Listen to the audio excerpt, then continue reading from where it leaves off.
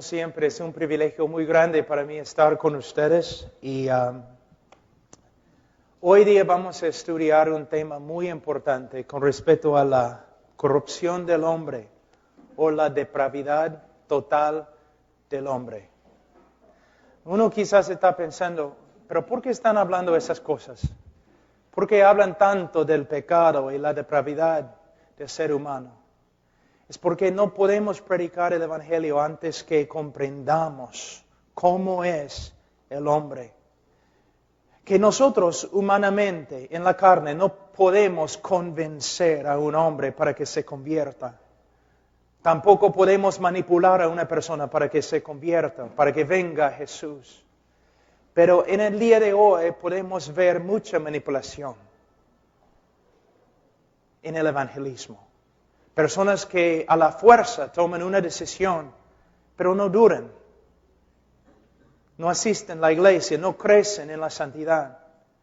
Tenemos que entender que el hombre no está enfermo, sino el hombre está muerto en sus pecados. Y no puede ser salvo a menos que Dios obre milagrosamente en su corazón.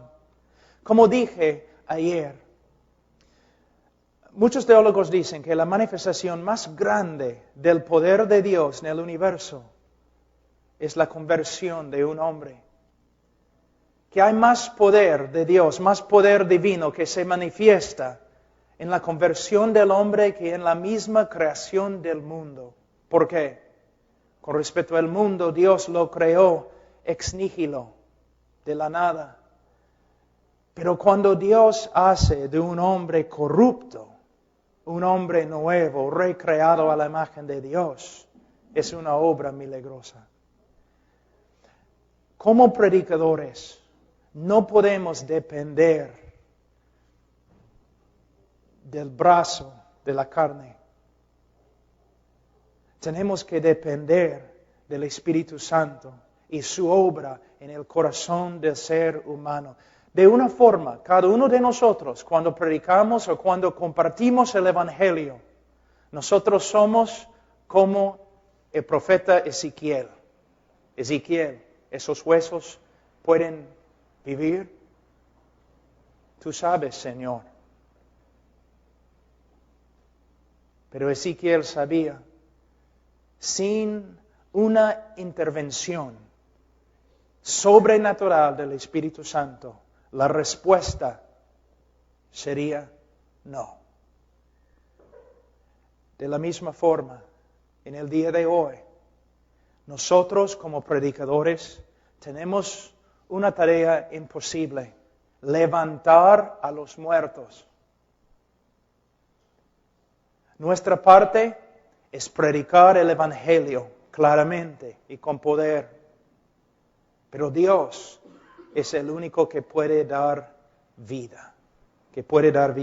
Voy a aferrarme bastante a un libro que escribí, que ha sido traducido a español, porque quiero comunicarme exactamente, usando palabras exactas para comunicar con ustedes lo que es la depravidad total, lo que es y lo que no es. Voy a leer un párrafo aquí. La pena del pecado de Adán no solamente fue la muerte. Muchos hablan bastante de cómo cuando Adán pecó, murió. Sino también la corrupción moral. Él cayó de su estado original de justicia y llegó a ser una criatura corrupta. De la misma forma, cada uno de los descendientes de Adán no solamente nace bajo la sentencia de muerte, sino también nace moralmente corrupto e inclinado a la maldad. Entonces, el juicio de Dios contra Adán, no solamente la muerte, sino la corrupción moral, la depravidad total. Y nosotros siendo hijos de Adán, si quieres leer más, Romanos capítulo 5, versículo 12. Nosotros siendo hijos de Adán, nacemos en pecado. ¿Qué significa también? Nacemos moralmente corruptos, malos. Es evidente notar por la experiencia de cada uno de nosotros y la experiencia colectiva de la humanidad que la corrupción moral del hombre, no es un comportamiento aprendido. Muchos de los psicólogos en el día de hoy, sociólogos y otros dicen que, bueno, el joven se extravió moralmente por causa de la sociedad, o el hombre se extravía por causa de la sociedad en la cual nace. Pero lo que tenemos que ver es que la sociedad es un producto del hombre y del corazón del hombre. El hombre hace lo malo porque el hombre es malo. La corrupción moral del hombre no es un comportamiento aprendido, sino una característica inherente, arraigada profundamente en el corazón. Es una parte de su ser, no una parte superficial. La esencia más profunda de lo que es el hombre es depravado, torcido, pervertido, caído. La historia humana, la literatura secular y sagrada, filosofía y religión abundan con ilustraciones de la lucha del hombre con su propia corrupción y propensión a la maldad. ¿No es cierto? Es cierto. Cualquier persona en esta iglesia ahora podría levantarse y testificar lo mismo. Que hay una lucha tremenda dentro del corazón. Ahora, las palabras inspiradas del apóstol Pablo reflejan la angustia de cada hombre que ha llegado a comprender la realidad de su propia condición moral. En Romanos capítulo 7, versículo 15, ¿qué dice el apóstol Pablo? Porque lo que hago no lo entiendo, pues no hago lo que quiero, sino lo que aborrezco, eso hago. Solamente para darles una ilustración. Cuando estoy predicando el Evangelio a un grupo de incrédulos, en un lugar quizás donde el Evangelio no se ha predicado, yo siempre doy esta ilustración. Si yo pudiera, hablando al incrédulo, si yo pudiera quitar tu corazón y yo pudiera poner el contenido de tu corazón en un DVD o video, y si yo pudiera dar ese video aquí, esta noche, ante toda la gente en este auditorio, tú correrías de aquí y nunca regresarías, porque has pensado cosas tan horribles que ni puedes compartirlas con tus mejores amigos. Y has hecho cosas tan oscuras que ni puedes compartirlas con tus mejores amigos. Así es el hombre. Así es el hombre. Y el decir no es negar la realidad. Tú sabes que el hombre es así. Aún el creyente, regenerado, renovado en su mente, su corazón, tiene que luchar diariamente contra su carne, contra esta parte todavía caída dentro de él. Entonces, la depravidad total es una realidad. Una de las frases más importantes que los teólogos emplean para describir la profundidad de la inherente corrupción moral del hombre es la frase depravidad total. La palabra depravidad proviene de la preposición latina de, que comunica intensidad, y la palabra latina pravus, que significa torcido o pervertido.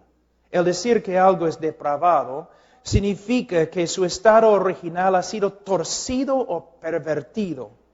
El decir que el hombre es depravado significa que él ha caído de su estado original de justicia y que su misma naturaleza ha llegado a ser extremadamente corrupta. Cuando los teólogos usan términos como la depravidad total o radical, es importante entender exactamente lo que quieren decir. Y ahora vamos a estudiar lo que no significa la depravidad total y lo que significa. Pero primero me gustaría hablar con ustedes acerca de una cosa muy importante. Y vamos a tocar este tema mañana, Dios mediante. Vamos a hablar mañana del libre albedrío. Pero algo que cuando los predicadores hablan del libre albedrío, se olvidan de algo muy importante. El libre albedrío, o la voluntad de una persona, se relaciona directamente con su naturaleza. Entonces, si su naturaleza es corrupta, entonces sus decisiones van a reflejar esa corrupción. Y vamos a ver que es una parte muy importante. Cuando decimos que el hombre es depravado, no estamos hablando de algo superficial en su vida, una herida que solamente toca la piel. Cuando hablamos de la depravidad total, estamos hablando de la parte más profunda del hombre, se puede decir su corazón.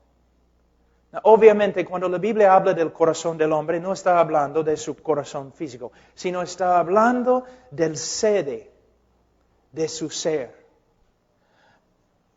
Lo que el hombre realmente es.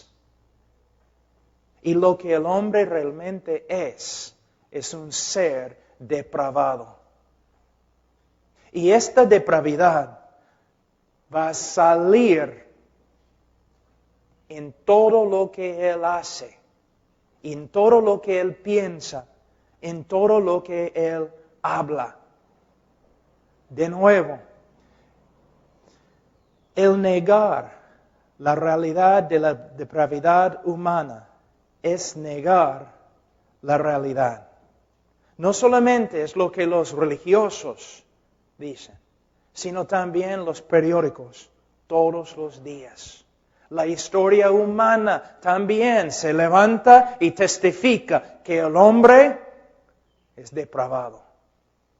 Y la única solución se encuentra en el Evangelio de Jesucristo, pero no un evangelio superficial, un evangelio profundo y verdadero.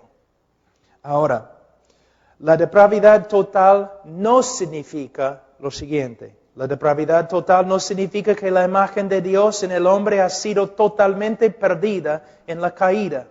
En Génesis 9:6, 1 Corintios 11:7 y Santiago 3:9, las Escrituras todavía se refieren al hombre como habiendo sido creado a la imagen de Dios. Por lo tanto, hay un sentido verdadero en el que la imagen de Dios aún se encuentra en cada hombre. Por eso, aunque el hombre es malo y depravado, debemos respetar al hombre como una criatura de Dios. Debemos ver el valor de la vida del ser humano, porque fue creado a la imagen de Dios. La depravidad total no significa que el hombre no tenga ningún conocimiento de la persona y voluntad de Dios. Las Escrituras nos enseñan que los hombres tienen suficiente conocimiento de Dios para aborrecerlo y suficiente conocimiento de su verdad para rechazarla y intentar detenerla. Vamos a Romanos capítulo 1.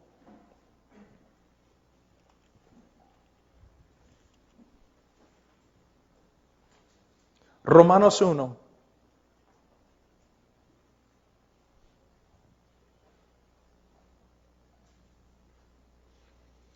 Versículo 18. Porque la ira de Dios se revela desde el cielo contra toda impiedad e injusticia de los hombres que detienen con injusticia la verdad. A veces, hombres, cuando estoy predicando o después de una prédica, un hombre se acerca y me dice, yo soy ateo. Cuando un hombre me dice que es ateo, yo tengo que tomar una decisión. ¿Qué voy a hacer con él? De verdad, yo tengo que tomar la siguiente decisión. ¿Voy a creer lo que él me dice? ¿O voy a creer lo que la Biblia me dice? ¿Y qué me dice la Biblia? La Biblia no reconoce la existencia del ateo. La Biblia enseña, más bien, que no solamente el hombre sabe que hay un Dios, sino el hombre sabe suficiente del Dios verdadero para aborrecerlo. El problema no es falta de conocimiento según las Escrituras. El hombre conoce quién es Dios. Y el hombre pelea con todo lo que tiene para detener la verdad que él conoce. Eso es lo que enseña la Biblia. Entonces, cuando un ateo viene a mí y dice, soy ateo, hermano Pablo, yo le digo, no eres ateo. Un hombre impío, un hombre que aborrece a Dios, un hombre rebelde, pero no eres ateo. Tú sabes que Dios existe. Y tú estás haciendo todo lo que puedes para detener la verdad que está dentro de ti. Tú sabes que Dios existe. No solamente los hombres saben que Dios existe, sino tienen un conocimiento de su voluntad. Por eso siempre están peleando contra la ley que Dios mismo ha escrito en su corazón. Su conciencia testificando contra ellos. Les voy a dar un ejemplo.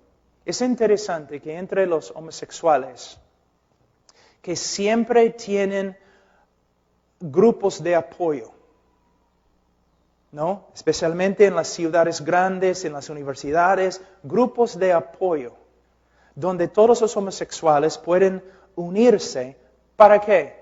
Para recibir apoyo. ¿Por qué necesitan apoyo? ¿Qué tipo de apoyo? Apoyo emocional. ¿Pero por qué?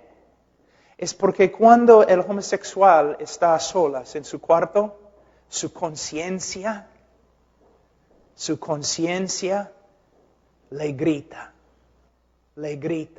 acerca de su inmoralidad. Él sabe que está mal. Entonces él tiene que ir a un grupo de apoyo para borrar, ¿no?, todo lo que su conciencia ha escrito contra él. Para tapar sus oídos, para no escuchar más la ley de Dios dentro de él que le está gritando, estás mal, estás mal, estás mal.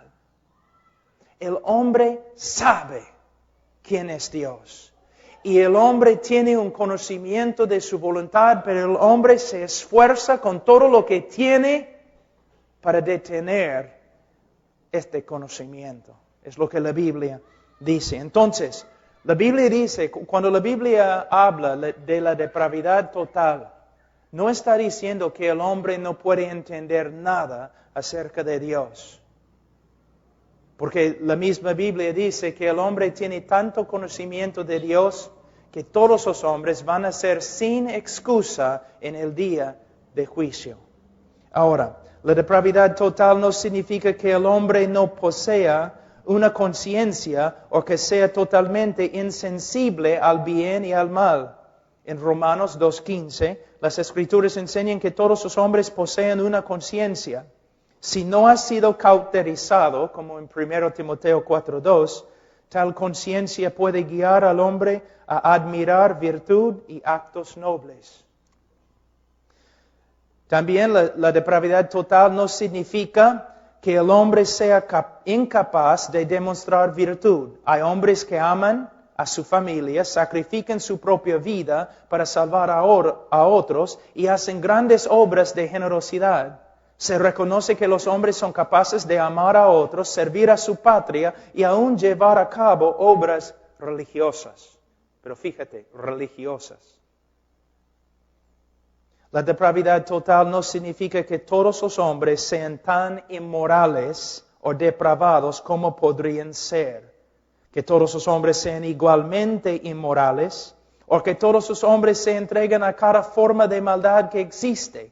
No todos los hombres son delincuentes, no todos son fornicarios o asesinos, pero todos son capaces de tales cosas. Lo que los refrena es la gracia de Dios.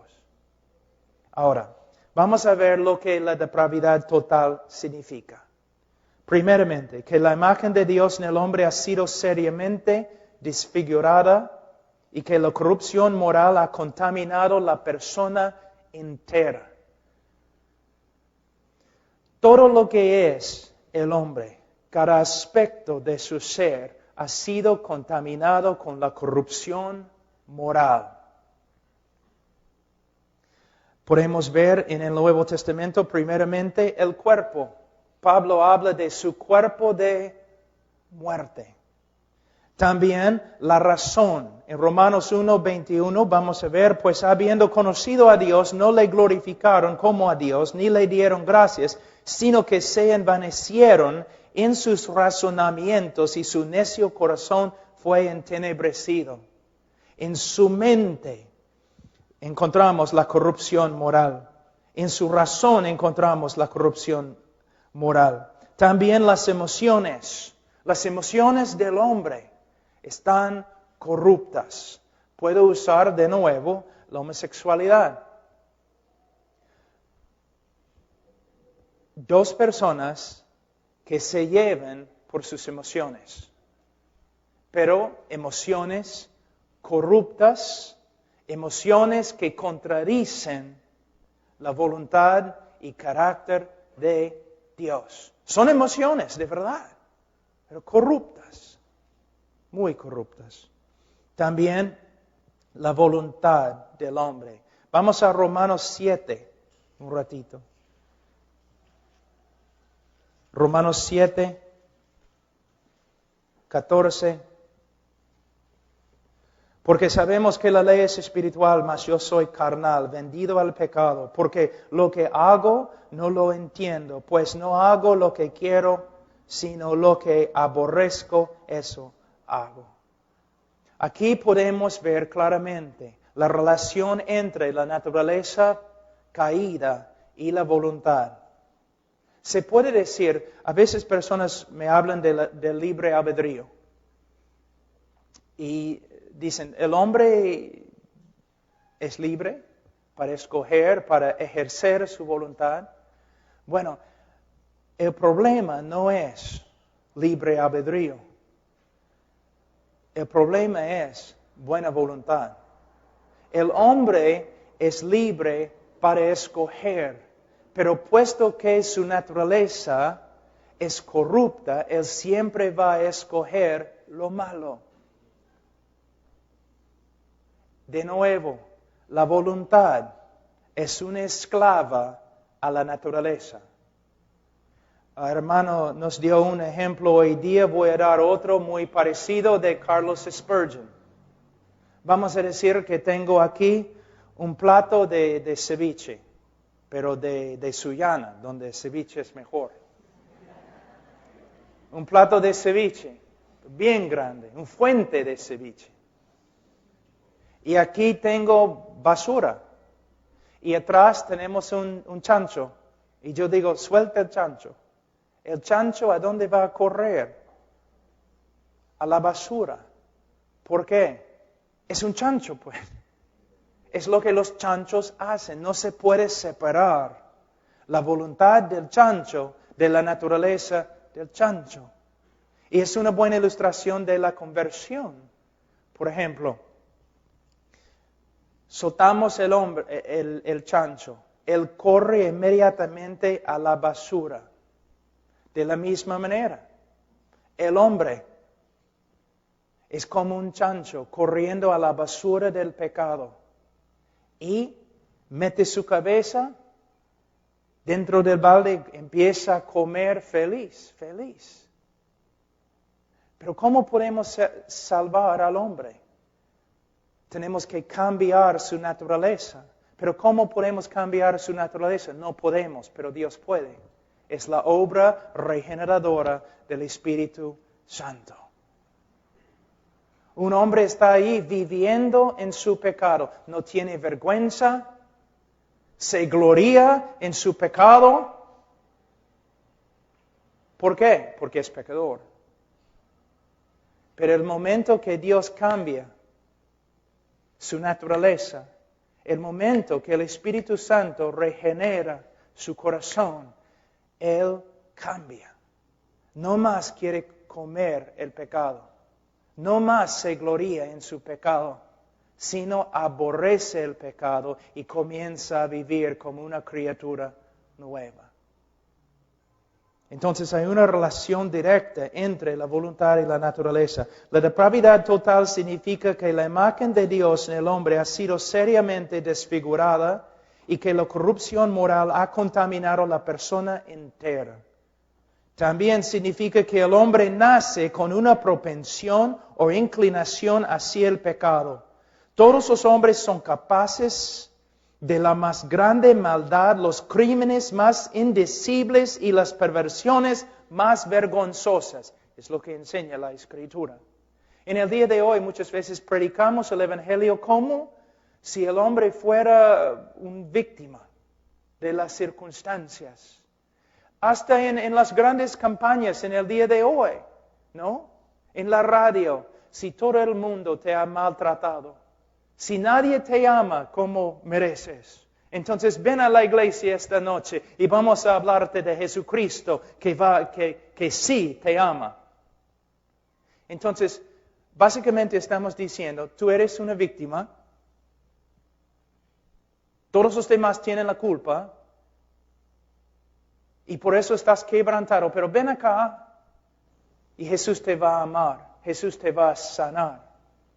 Cuando debemos decir, eres un criminal, te amamos, pero tienes que darte cuenta que eres un criminal. Hasta Romanos 1:30, la Biblia dice, aborrecedor de Dios eres. Y todos tus problemas, toda la vaciedad en tu vida proviene de tu culpa. Pero Cristo murió por los pecadores. Ven esta noche, escucha el Evangelio, un mensaje que sí te puede salvar. Voy a hablar un ratito acerca del aborrecimiento del hombre hacia Dios, porque la Biblia dice claramente en Romanos 1:30 que los hombres son aborrecedores de Dios. ¿Tan contaminada es la naturaleza humana? Sí.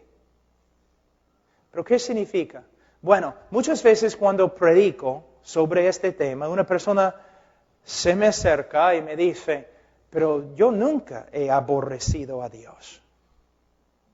Entonces, de nuevo, tengo que tomar una decisión. ¿A quién voy a creer? ¿A esta persona? ¿O Dios que dice los hombres son aborrecedores de Dios? Pero muchos de verdad creen que nunca han aborrecido a Dios. Pero lo que tienes que entender es la idolatría del ser humano. Una vez un pastor me dijo en Estados Unidos, él me dijo, Pastor Pablo, nosotros queremos que vengas a la iglesia a enseñar una semana sobre los atributos de Dios. Y era una iglesia más o menos liberal, ¿no? Entonces yo dije, bueno, pastor, no creo que es muy sabio que yo predique en tu iglesia sobre los atributos de Dios. Muy controversial. Y él dijo, controversial, pero somos cristianos. ¿Cómo puedes causar problemas predicando sobre los atributos de Dios? Bueno, cuando empiezo a hablar de la santidad de Dios y cuando hablo de la justicia de Dios y cuando hablo de la ira de Dios, muchos de los hermanitos en la iglesia van a levantarse y van a decir, mi Dios no es así, yo nunca podría amar a un Dios así. ¿Ves? Entonces, lo que podemos ver, escúchenme, pastores, mayormente nadie predica sobre los atributos de Dios en las iglesias. Por eso la gente es ignorante de quién es Dios. Entonces ellos tienen ideas de quién es Dios, ideas no bíblicas. Entonces no están amando al Dios de la Biblia, sino amando a un Dios que ellos mismos han creado, que es más como Papá Noel que Dios de la Biblia. ¿Te das cuenta? Entonces toda la gente en la iglesia está diciendo, yo amo a Dios, yo amo a Dios. Pero no saben nada de Dios. Fíjense, mira, algunos de ustedes se han graduado de seminarios, de institutos bíblicos. ¿Cuántos años pasaron estudiando solamente los atributos de Dios? ¿Cuánto tiempo? Algunos de ustedes están pastoreando años. ¿Cuánto tiempo han pasado solamente enseñando quién es Dios? Y de ahí pensar, ¿pero por qué hay tantos problemas en la iglesia? Ni sabemos quién es Dios. Yo les voy a dar un ejemplo. Es un poco fuerte, pero un día un pastor estaba predicando en Canadá. Estaba predicando ahí en Canadá y un pastor muy conocido, un buen predicador. Y él estaba hablando de la SIDA como un juicio de Dios. La SIDA, el SIDA, como el juicio de Dios. Y una hermana se levantó en medio de su prédica y gritó, no puede ser, el SIDA no es el juicio de Dios para nada. Entonces el predicador dijo, ¿por qué hablas así? Bueno, el SIDA no puede ser el juicio de Dios porque los niños también mueren con SIDA y Dios no juzgaría a los niños así. Todos en silencio. Y el pastor respondió, hermanita, ¿cuántos niños mataron Dios durante el diluvio de Noé? Te fastidia, ¿no? Lo que dije. Es un Dios. Es peligroso. No es Papá Noel. Es Dios. Hay que temer a Dios. ¿Cómo vas a temer a Dios si ni conoces a Dios? Mi Dios nunca haría tal cosa, pero el Dios de la Biblia sí. Dios de la Biblia, sí. Les voy a mostrarles algo que estábamos viendo esta mañana. Vamos a jugar un poco. Yo voy a dirigir la música ahora. ¿Okay? Vamos a Salmos 36. Les voy a mostrar algo. 136, lo siento. Salmos 136.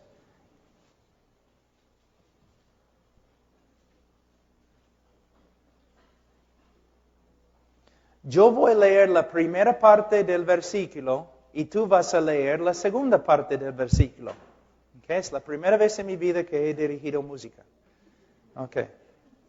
Versículo 1. Alabad a Jehová porque Él es bueno. Porque para siempre es su misericordia. Alabar al Dios de los dioses porque para... ¿Ok? Alabar al Señor de los señores. Porque para siempre es su misericordia. Al único que hace grandes maravillas. Porque para siempre es su misericordia. Al que hizo los cielos con entendimiento. Porque para siempre es su misericordia. Está bonito, ¿no? Vamos a empezar ahora en versículo 10. Al que hirió a los egipcios en sus primogénitos. Porque para siempre es su misericordia.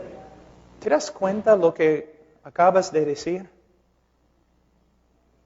El salmista dice, el que mató casi todos los niños de Egipto, y ahora tú gritas, porque para siempre es su misericordia. Seguimos.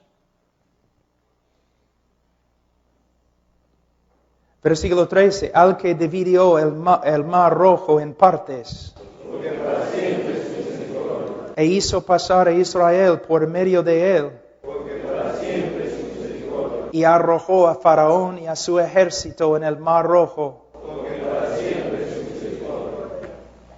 Él mató miles y miles, quién sabe, quizás 100,000 hombres, padres de familia, hijos. Y tú dices, y el pueblo de Dios grita, y para siempre es su misericordia. Seguimos. Dice, versículo 16, al que pastoreó a su pueblo por el desierto, al que hirió a grandes reyes, y mató a reyes poderosos. Solamente quiero mostrarles algo con todo eso. ¿Pueden ver que este Dios no es como el Dios que se predica en el día de hoy mayormente? Es un Dios que hay que temer. Un Dios de amor, por supuesto. Juan 3:16 se encuentra en las Escrituras. Pero también Salmos 5:5, donde dice que Dios aborrece a los que hacen iniquidad.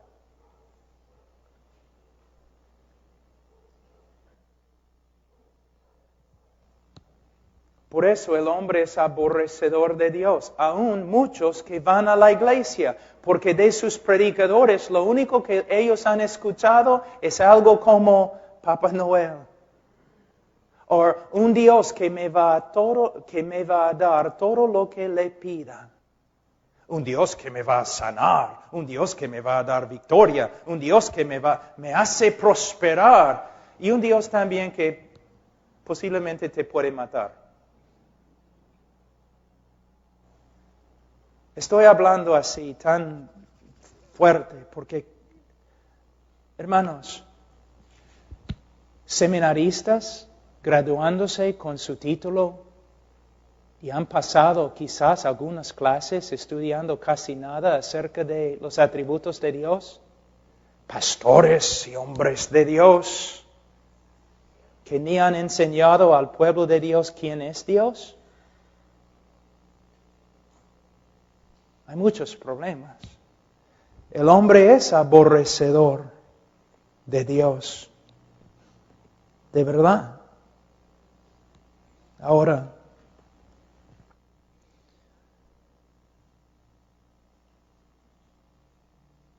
otra cosa que me gustaría decir, que la depravidad total significa que el hombre nace con una propensión o inclinación hacia el pecado. Todos los hombres son capaces de la más grande maldad, los crímenes más indecibles y las perversiones más vergonzosas. Les voy a dar una ilustración que no les va a gustar, pero así es la corrupción de un ser humano. Vamos a decir que tengo un niño de 18 meses en mis brazos. Y ahí está, ¿no? Pero el niño ve, ¿no?, mi anillo y agarra mi anillo. Y yo digo, no. ¿Y cómo responde el niño? Está bien, papá, no voy a tocarlo más. No es como responde. ¿Cómo responde? Agarra de nuevo. No. De nuevo. No. Empieza a llorar y torcer y mover sus brazos así, gritando. Un teólogo ha dicho, si este niño en ese momento tuviera la fuerza de un hombre de 18 años, mataría a su padre y le quitaría su anillo y saldría de la puerta, por la puerta, sin contrición o arrepentimiento. Tú dices, no, rehúso creer tal cosa. Este es el problema con el evangelismo moderno en el día de hoy. Sin la gracia de Dios, deteniendo la maldad del hombre inconverso, este mundo se destruiría en un segundo. Si no fuera por la gracia de Dios restringiéndote,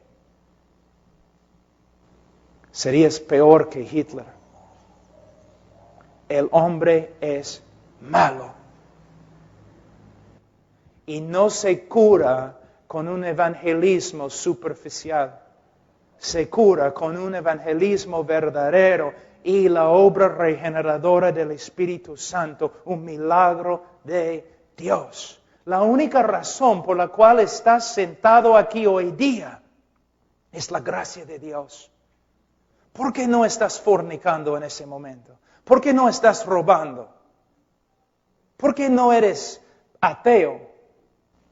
Una sola razón: Dios ha tenido misericordia de ti. Entonces no puedes jactarte de nada, sino la misericordia de Dios. Entonces, dice, la depravidad total significa que todo lo que los hombres hacen está contaminado por su propia corrupción moral. La corrupción moral y pecado del hombre se extiende a sus obras más encomiables. Vamos a Isaías.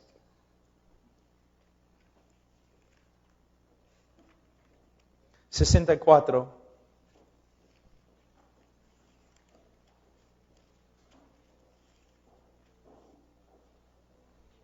Versículo 6. Si bien todos nosotros somos como suciedad,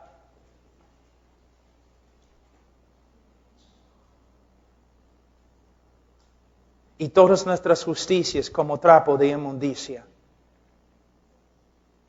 El hombre carnal es así. El hombre inconverso es así. ¿Te das cuenta que casi todos los hombres en la calle se creen salvos por medio de sus buenas obras? Hoy día hablé con un hombre que entró y me dijo, wow, pastor, ¿estás aquí? Soy también cristiano. Sí, soy cristiano, creo en el Señor, soy cristiano. Yo le pregunté, hermano, si murieras ahora mismo, ¿dónde irías?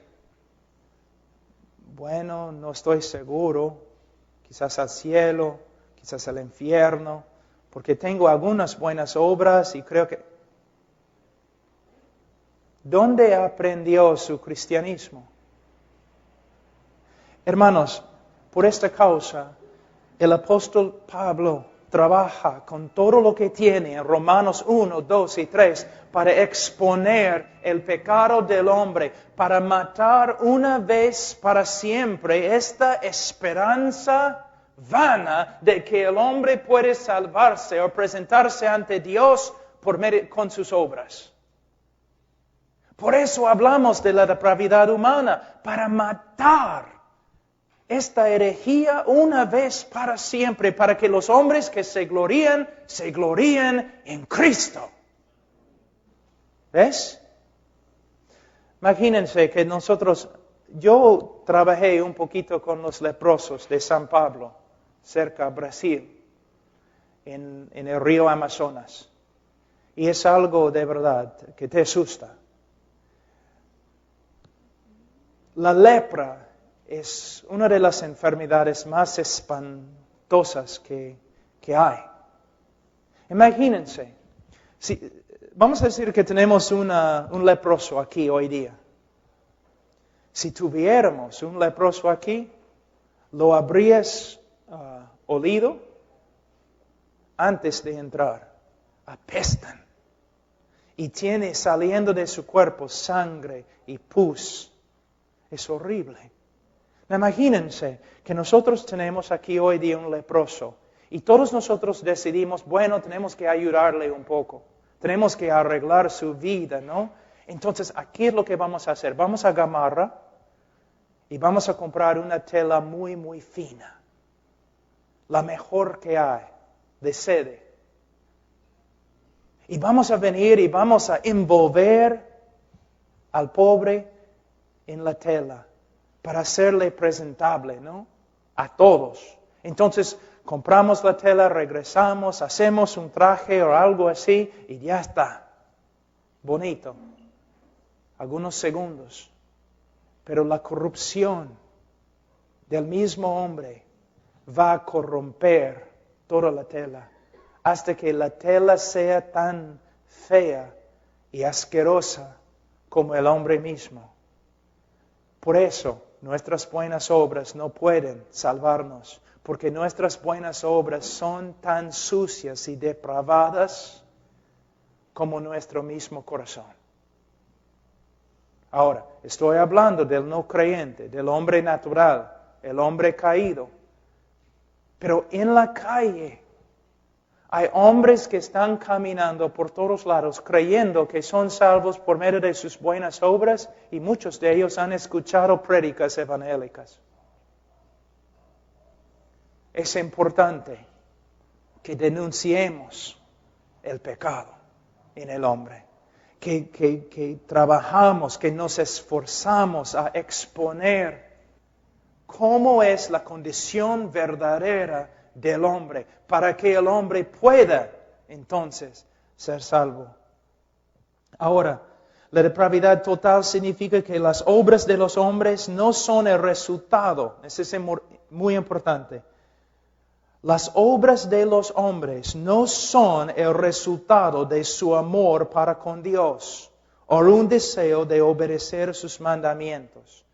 Ningún hombre ama a Dios de una manera digna o como su ley demanda, como en Deuteronomio y Mateo, con todo su corazón, con toda su fuerza.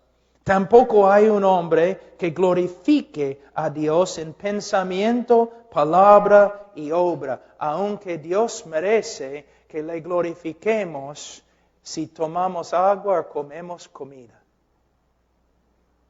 Todos los hombres se prefieren a sí mismos que a Dios. Voy a leer de nuevo. Todos los hombres se prefieren a sí mismos que a Dios, y todas las obras de generosidad, heroísmo, lealtad y devoción religiosa son el resultado del amor del hombre para con sí mismo, pero no de un amor verdadero y sincero para con Dios. Hablando del hombre natural, sin Cristo. Les voy a dar un ejemplo.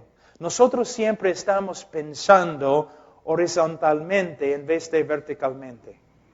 Por ejemplo, cuando testifico a una persona, dice, bueno, voy a ir al cielo porque soy un buen esposo, soy un buen padre, trabajo duro para mi jefe, nunca he matado a nadie. Está pensando ¿cómo? Horizontalmente, así. Voy a ir al cielo por medio de lo que he hecho a los hombres. Pero mira, ni está pensando en su relación con Dios. Tengo una pregunta. Un ateo que tiene un enemigo, un ateo en Lima que tiene un enemigo en Piura. Un enemigo que lo aborrece. Pero el ateo en Lima descubre que su enemigo está muriendo de una enfermedad bien grave. Entonces el ateo en Lima vende todo lo que tiene, su casa, su carro, todo, para comprar una medicina. Y de allí, caminando, lleva la medicina a su enemigo y su enemigo toma la medicina y se sana. Tengo una pregunta. ¿Ha hecho bien o ha pecado? ¿Qué piensas? ¿Ha hecho bien o ha pecado? Vamos a 1 Corintios.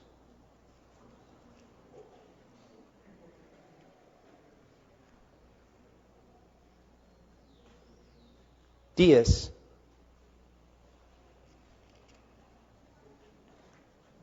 31. Si pues coméis o bebéis o hacéis otra cosa, hacedlo todo para la gloria de Dios. ¿Lo hizo para la gloria de Dios?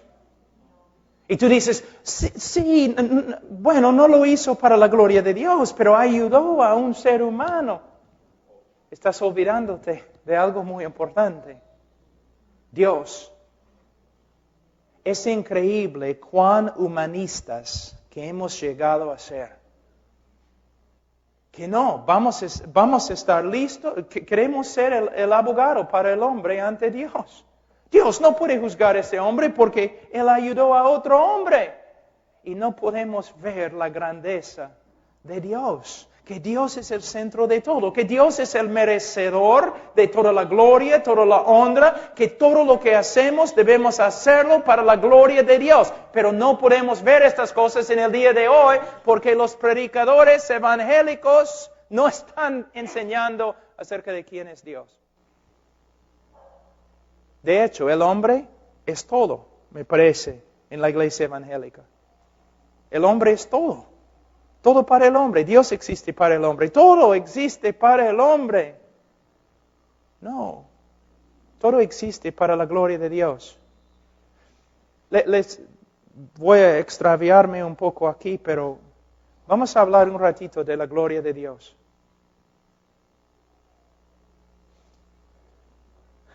Aquí es un problema teológico.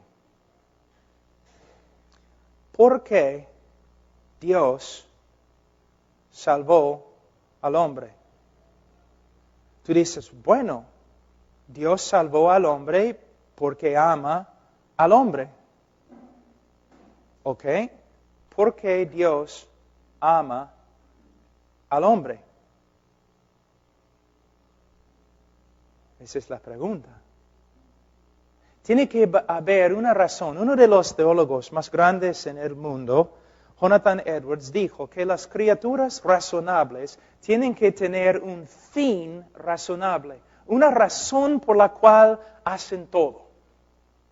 Entonces, si Dios salva al hombre porque ama al hombre, la próxima pregunta es, ¿pero por qué ama al hombre?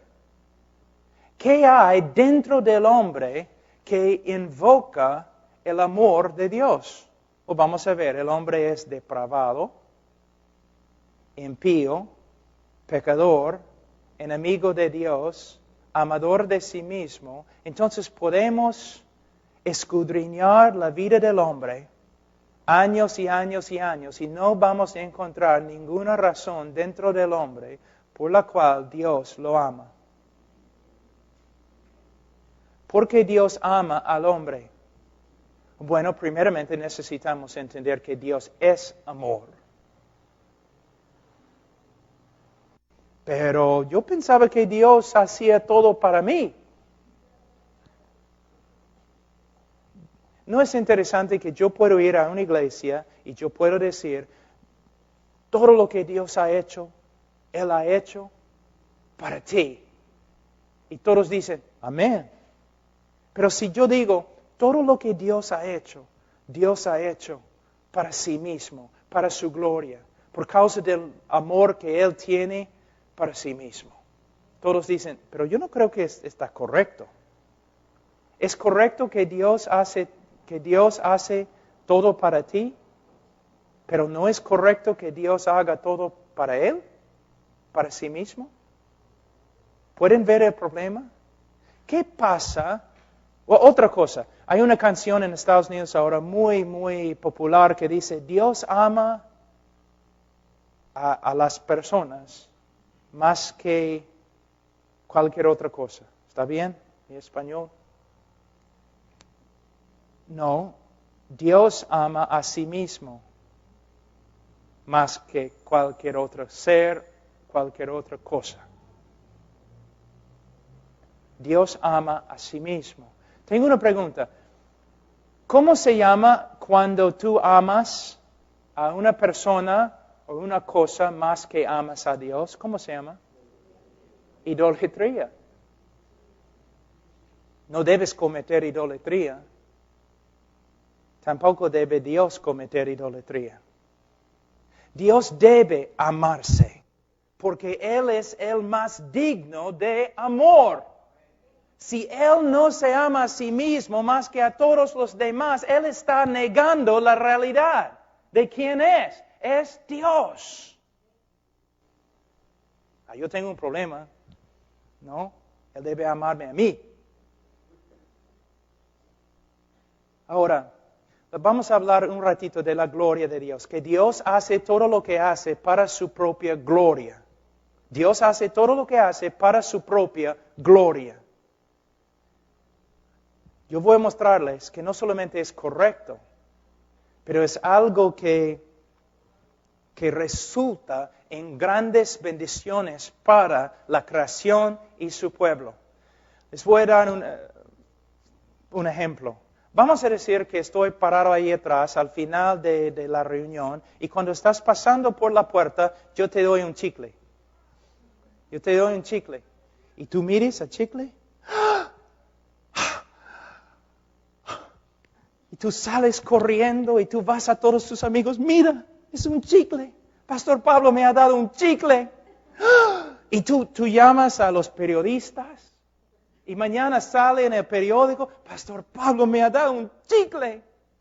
Y después, 30 años después, todos tus nietos están alrededor de tu silla y ellos dicen, oye, abuelo o abuela, ¿quién es este hombre en esta foto acá? Es Pastor Pablo. ¿Por qué está allí? ¿Es familiar o algo? No, un día él me regaló chicle. Bueno, tú necesitas consejería, ¿no? Tú tienes problemas severos. Pero ¿qué pasa si tú estás muriendo y necesitas un trasplante? Como siempre, es un privilegio muy grande para mí estar con ustedes y hoy día vamos a estudiar un tema muy importante con respecto a la corrupción del hombre o la depravidad total del hombre. Uno quizás está pensando, ¿pero por qué están hablando esas cosas? ¿Por qué hablan tanto del pecado y la depravidad del ser humano?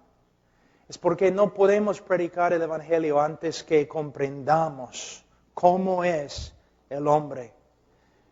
Que nosotros humanamente, en la carne, no podemos convencer a un hombre para que se convierta. Tampoco podemos manipular a una persona para que se convierta, para que venga a Jesús. Pero en el día de hoy podemos ver mucha manipulación en el evangelismo. Personas que a la fuerza toman una decisión, pero no duran. No asisten a la iglesia, no crecen en la santidad. Tenemos que entender que el hombre no está enfermo, sino el hombre está muerto en sus pecados. Y no puede ser salvo a menos que Dios obre milagrosamente en su corazón. Como dije ayer, muchos teólogos dicen que la manifestación más grande del poder de Dios en el universo es la conversión de un hombre. Que hay más poder de Dios, más poder divino que se manifiesta en la conversión del hombre que en la misma creación del mundo. ¿Por qué? Con respecto al mundo, Dios lo creó ex nihilo, de la nada. Pero cuando Dios hace de un hombre corrupto, un hombre nuevo, recreado a la imagen de Dios, es una obra milagrosa. Como predicadores, no podemos depender del brazo de la carne. Tenemos que depender del Espíritu Santo y su obra en el corazón del ser humano. De una forma, cada uno de nosotros, cuando predicamos o cuando compartimos el Evangelio, nosotros somos como el profeta Ezequiel. Ezequiel, esos huesos pueden vivir. Tú sabes, Señor. Pero Ezequiel sabía, sin una intervención sobrenatural del Espíritu Santo, la respuesta sería no. De la misma forma, en el día de hoy, Nosotros como predicadores tenemos una tarea imposible: levantar